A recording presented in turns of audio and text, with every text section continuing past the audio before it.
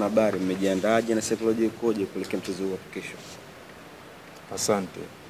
Sisi kama wachezaji tupo tayari, tunafahamu tuna mechi ngumu, mechi na timu kubwa, mechi na vitu vingi, lakini sisi kama wachezaji, walimu wametuelekeza, kwa hiyo tumechukua tahadhari zote kuhakikisha katika mchezo wa kesho tunakuwa bora zaidi ya wapinzani ili tuweze kupata alama tatu. Labda Hassan, ni tahadhari vipi mnazichukua pale mnapokutana na timu yenye wachezaji wenye quality kubwa kwenye namna ya ushindani uwanjani?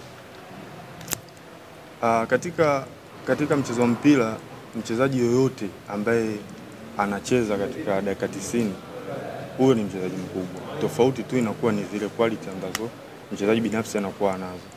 Lakini wao wanafanya vile ambavyo mwalimu wao kawaelekeza na sisi tunafanya vile ambavyo mwalimu wetu katuelekeza.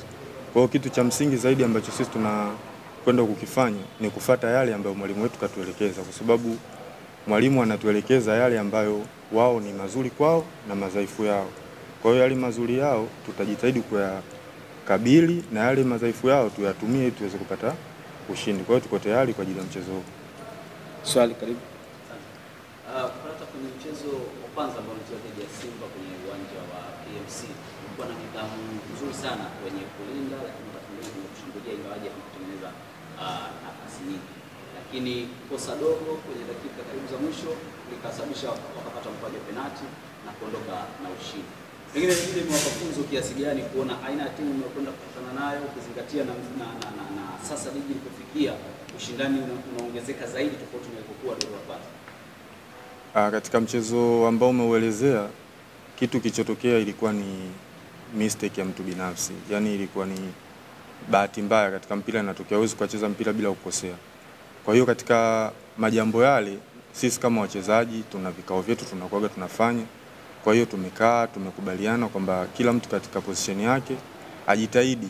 Hauwezi kufanya makosa, ila tupunguze yale makosa makubwa ambayo yanaweza kutugharimu kama ilivyotugharimu katika mechi iliyopita. Kwa hiyo tumeongea na walimu wanazidi kutusisitiza. Kwa hiyo yote yatakuwa sawa katika mechi ya kesho inshallah, Mungu akijalia. Hassan, mmekuwa ni timu ambayo mnatengeneza sana nafasi katika eneo lenu la juu, lakini mmeshindwa kubadilisha nafasi hizo kwa magoli. Mnakwenda kucheza na timu ya Simba Sports Club. Tutegemee mtakuwa mmeimprove zaidi katika nafasi hizo na kubadilisha nafasi hizo kwa mabao? Ni sahihi. Tunatengeneza nafasi nyingi na tunakosa nafasi nyingi pia. Kwa hiyo hilo nadhani ni jukumu letu sisi kama wachezaji. Walimu wanakuelekeza jinsi ya kufika golini. Kinachofuatia hapo ni wewe mchezaji kuweza kuweka mpira kwenye wavu. Kwa hiyo tunaendelea kuboresha kadri siku zinavyozidi kwenda. Nategemea tunaweza tukawa bora zaidi katika mchezo wa kesho na mingine kuendelea. Labda morali yenu ikoje kuelekea mchezo hapo kesho mkiwa kama wachezaji kambini? Sisi tuko tayari, morali iko juu sana kwa wachezaji. Kwa sababu JKT ni, ukitaja moja ya timu ambazo ni kubwa pia katika nchi, JKT ni timu kubwa, timu kongwe, ina wachezaji wazuri. Kwa hiyo ni mechi ambazo wachezaji wengi wanatamani kuzicheza. Kwa hiyo tuko tayari, morali iko juu. Tunachoomba tu washabiki wetu waje kwa wingi, kwa sababu wao ndio nguvu yetu, tuweze kukamilisha jambo letu. Shukrani sana. Asante.